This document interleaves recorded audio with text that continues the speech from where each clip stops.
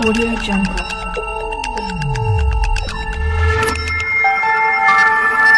Audio Jungle. Hey, good morning my dear friends and students. You are studying maths with me and we are starting, that is 8th standard first lesson, rational and irrational number. In the first lecture we study about number system. In the second lecture we study practice set 1.1. In the third lecture we study how to show rational number on a number line. In the fourth lecture we study that is comparison of rational number, and now this is our fifth lecture which is very interesting. खूप interesting आहे कारण ह्या lecture मध्ये मी तुम्हाला एकदम छान interesting trick सांगणार आहे. तर 5वी ते 10वी चे जे विद्यार्थी आज हे लेक्चर अटेंड करत आहे त्याच्यासाठी एक जबरदस्त ट्रिक मी सांगणार आहे. कशासाठी? Terminating and non terminating decimal form आहे.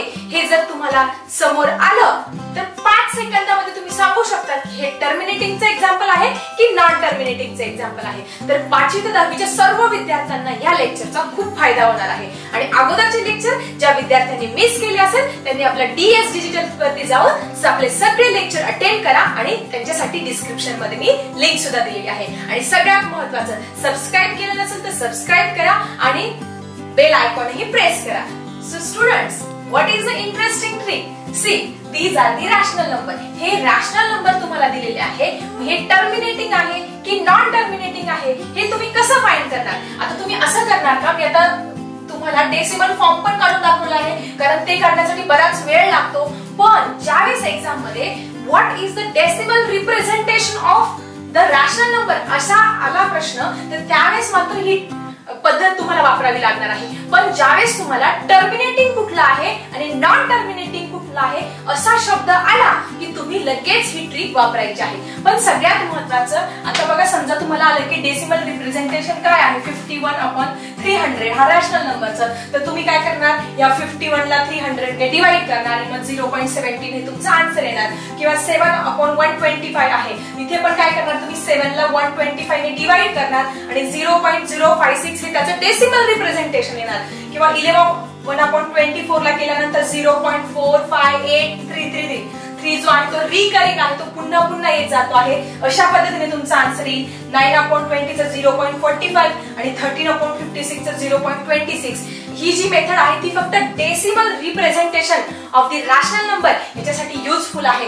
पण तुम्हाला पाहता क्षणी जर स्कॉलरशिपच्या एक्झाम मध्ये आलं, कुठल्याही कॉम्पिटिटिव्ह एक्झाम मध्ये मॅथचा असा जर प्रश्न आला, identify the following rational number, it is terminating and or non terminating recurring, असा जर प्रश्न आला की तुम्ही लगेच मी जी सांगते आहे ती ट्रिक वापरायची आहे. तुम्ही 5 सेकंदात सांगू शकता की हा जो रॅशनल नंबर आहे हा टर्मिनेटिंग आहे की नॉन टर्मिनेटिंग आहे. So let's see the trick.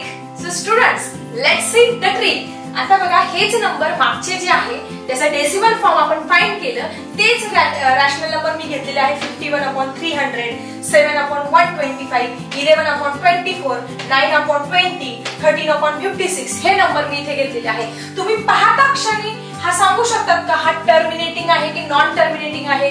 काही विद्यार्थी काय करतील, त्याला डिवाइड करतील, मग त्याचा डेसिमल फॉर्म जसं मी मगाशी दाखवलं त्या पद्धतीने फाइंड करतील. पण ह्या मेथड मध्ये आपल्याला वेळ लागेल, आपल्याला शॉर्टकट ट्रिक्स बघायचे आहे. तर काय करायचं, तुम्ही ज्यावेळेस तुम्हाला टर्मिनेटिंग कुठला आहे आणि नॉन टर्मिनेटिंग कुठला आहे असं आयडेंटिफाय करायला लावलं, आणि ही जी ट्रिक आहे तुम्ही कधीच विसरू नका.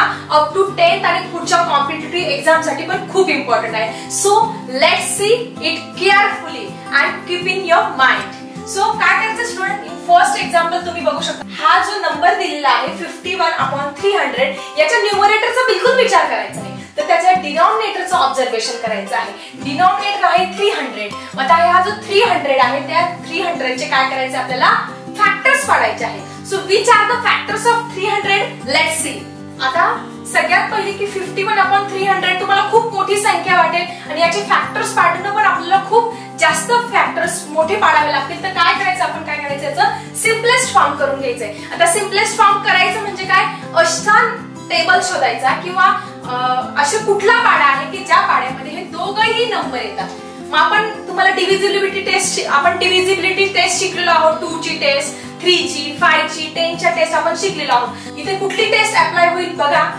आता इथे 3 आहे आणि 5 + 1 = 6 म्हणजे इथे 6 येतो आणि इथे 3 येतो. 6 आणि 3 कुठल्या टेबल मध्ये येतो?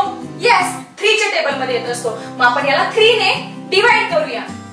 3 1 जा 3 and 3 7 जा 21 and here 3 1 जा 3 3 0 जा 0 and 3 0 जा 0 म्हणजे हे झाले याचं सिम्पलेस्ट फॉर्म. आणि हे जर सिम्पलेस्ट फॉर्म आलं की तुम्ही त्याचे इझिली काय करू शकता? फॅक्टर्स पाडू शकता. So what are now factors of this 17/100? That is very simple. 5 5 जा 25 25 2 जा 50 and 50 2 जा 100. 5 5 25 25 दुने 50 50 दुने 100. इझिली फॅक्टर्स पाडू शकतात. आता तुम्ही हे फॅक्टर्स पाडल्यानंतर लगेच ओळखू शकतात की हा टर्मिनेटिंग आहे की नॉन टर्मिनेटिंग आहे. सुरुवातीला तुम्हाला समजून घ्यायला थोडा वेळ लागेल पण नंतर मात्र तुम्ही पाहता क्षणी सांगू शकता की दिलेला रॅशनल नंबर हा टर्मिनेटिंग आहे की नॉन टर्मिनेटिंग आहे. आता तुम्ही काय लक्षात ठेवायचं? इथे काय आला? 5 आला आणि इथे काय आला? 2 आला.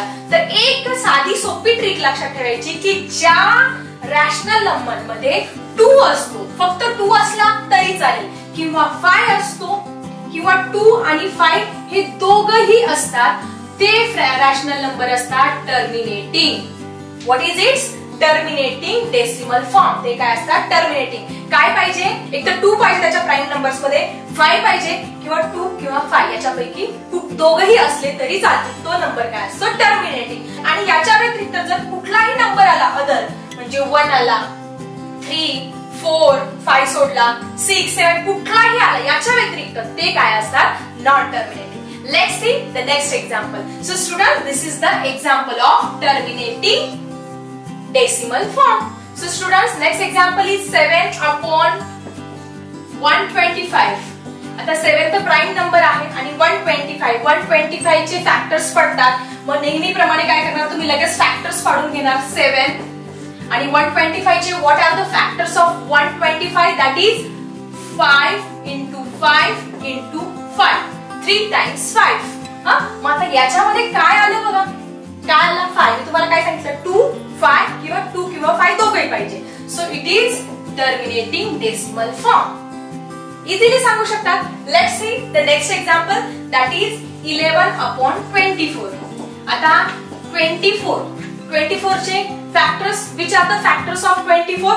दॅट इज 6 2 जा 12 मीन्स 2 3 जा 6 6 2 जा 12 and 12 2 जा 24. असे आपण त्याचे प्राइम फॅक्टर्स पाडले.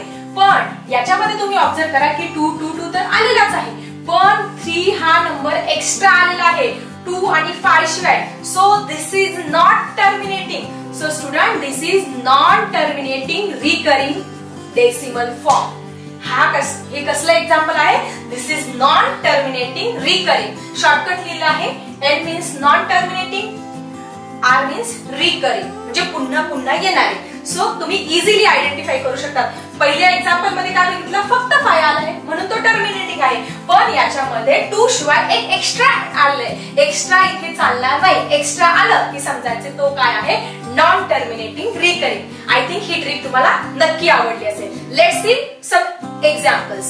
So student, here is the next example. 9/20. आता तुम्ही इझिली सांगू शकता इट इज टर्मिनेटिंग और नॉन टर्मिनेटिंग. त्याचे फॅक्टर्स पडले. 5 2 जा 10 and 10 2 जा 20. आता काय आला इथे? 5 पण आला आणि 2 पण आला म्हणजे कुठला आहे हा? Terminating decimal form. टर्मिनेटिंग साठी काय वापरला मी इथे? टी वापरला.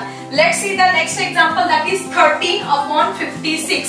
आता 13/56 चे फॅक्टर्स पाडूया आपण. 56 7 2 जा 14 14 2 जा 28 and 28 2 जा 56. 7 दुने 14 14 दुने 28 28 दुने 56. आय थिंक तुम्हाला हे प्राइम फॅक्टर समजले असेल. पण प्राइम फॅक्टर जर तुम्हाला डिटेल मध्ये समजून घ्यायचं असेल तर मी तुमच्यासाठी एक नवीन सेपरेट व्हिडिओ या प्राइम फॅक्टर वरती नक्की बनवेल. ओके, आता याच्यावर तुम्ही याचे फॅक्टर्स ऑब्झर्व करा. याच्यामध्ये 2 तर ऑलरेडी आलेला आहे 2 2 2, पण इथे 7 हा काय आलेला आहे? एक्स्ट्रा आलेला आहे. मग तुम्हाला काय सांगितलंय? एखादा जरी अंक एक्स्ट्रा आला 2 आणि 5 शिवाय तो काय असतो?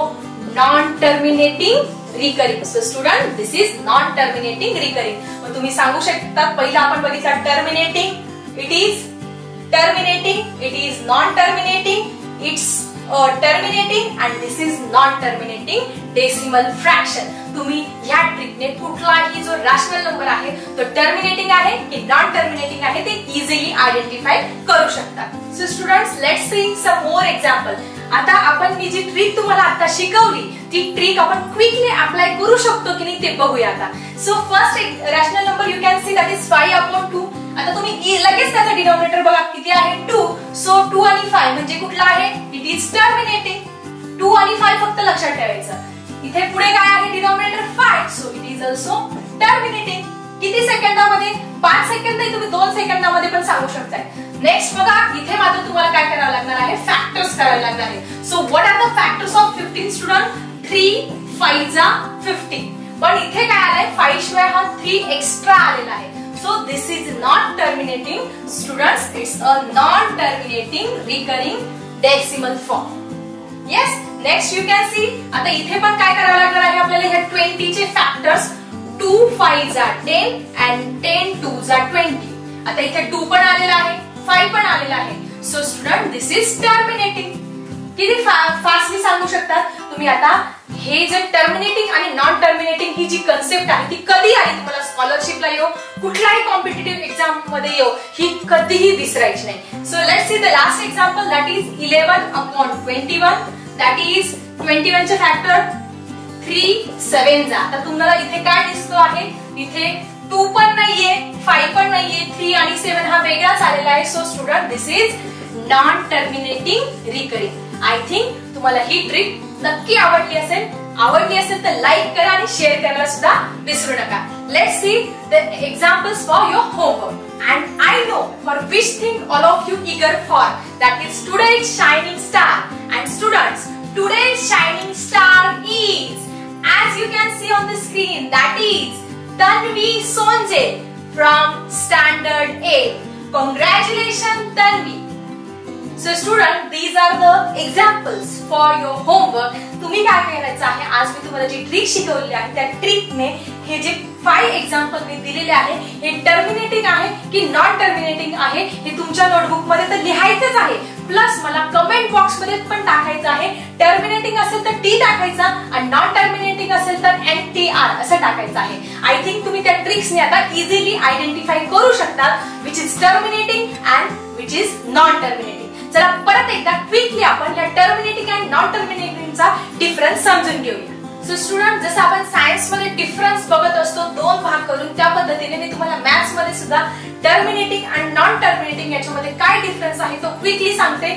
आपण समजा एक एक्झाम्पल घेतलं 3/5. याचं जर आपण डेसिमल मध्ये कन्व्हर्जन केलं तर ते येतं 0.6. म्हणजे इथे काय होतं, तुम्हाला काय दिसतं की इथे ते जे डेसिमल फॉर्म आहे ते स्टॉप होतोय. पण ते जर आपण नॉन टर्मिनेटिंग मध्ये एक्झाम्पल घेतलं 5/6 तर त्याचं जे डेसिमल फॉर्म आहे ते अशा पद्धतीने पुढे येतच जातं, 3 3 3 पुढे वाढत जातो. मग आपण काय करत असतो, या 3 वरती एकतर बार देत असतो किंवा काय देत असतो, बारच्या ऐवजी डॉट देत असतो. सो हा सगळ्यात महत्वाचा डिफरन्स आहे की जर रॅशनल नंबर आहे तो जर टर्मिनेटिंग असेल तर त्याचा जो डेसिमल फॉर्म आहे तो इथे स्टॉप होतो आणि नॉन टर्मिनेटिंग मध्ये तो स्टॉप होत नाही, तो पुढे रिकरिंग वाढतच जातो. आणि अजून एक डिफरन्स लक्षात घ्या की याच्यामध्ये रिमाइंडर जो असतो, जी बाकी असते, भागाकार केल्यानंतर जी बाकी येत असते ती 0 येत असते आणि याच्यामध्ये मात्र भागाकार केल्यानंतर बाकी 0 येत नाही.